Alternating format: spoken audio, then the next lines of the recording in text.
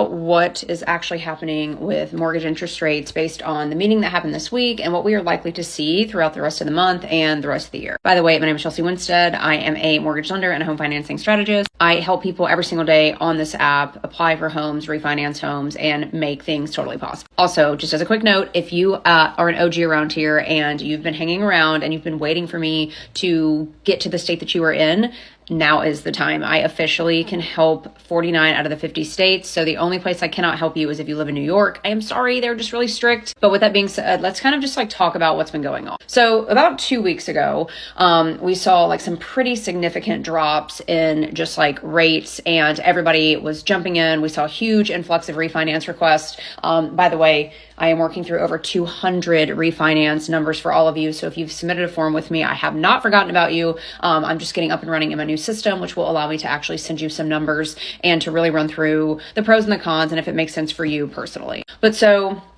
here's what happens when there is when the markets catch wind that there's going to be a change.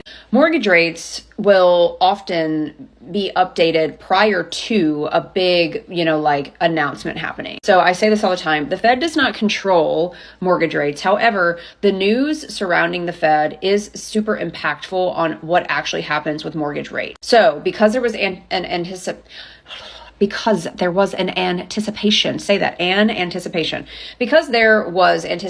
around the rates being cut this week, which they were, the market kind of prematurely adjusted in anticipation of that change. Now, with that said, I will not lie. Right now, I am seeing really phenomenal numbers for people that I have not seen in a long time. Clients that I were running numbers with 6 months ago were, a 0.5% or more lower than when we first got a, sheet together. So with that being said, there is a pretty decent drop for those people who are interested in buying. However, overnight, so Wednesday and Thursday of this week, I think a lot of people were hoping to see an even further drop.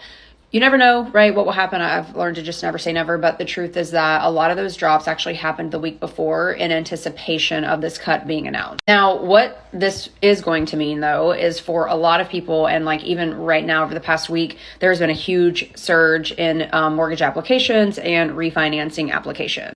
We expect this. This is very normal. Again, I teach a lot of my people on, the reality is that really what impacts mortgage rates is the media and news. And the reason being is that the news and media impact buyer behavior, and buyer behavior is actually what impacts rates. Okay. So the Fed, that's a piece of the puzzle, obviously, but really the biggest thing that impacts mortgage rates is people's behavior. Now, with that being said, this week we did not see an additional major cut, meaning, 2 weeks ago we saw a really big decline and everybody really was amped and jumped on it. This week we haven't really seen any changes from the big announcement that's happened. However, again, I don't necessarily think this is a bad thing. I've been running tons of numbers for people that now it makes sense. Now we can do a different purchase price because the rate is lower.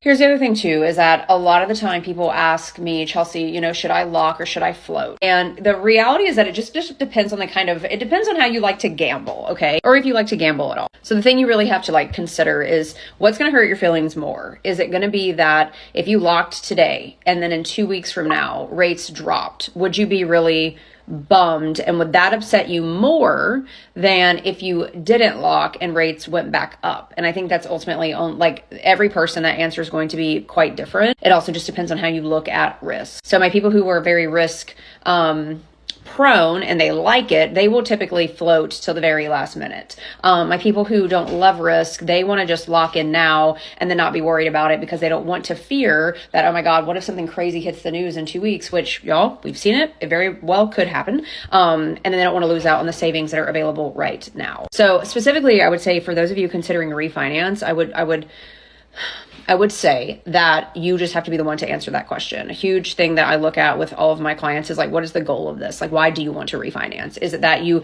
genuinely are only worried about your monthly payment? You don't care about anything else? Is it that you want to lower the amount of interest that you pay? Is it that you want to shorten your loan term? So I've had a couple people this week where we've locked in some options where their monthly payment doesn't change, but we're reducing the amount of time that they are now going to have to pay on that loan. So the other thing with refinancing is that there's not really a right or wrong, because a lot of people will come to me, and again, over 200 of you I'm working through now. And the question is, oh,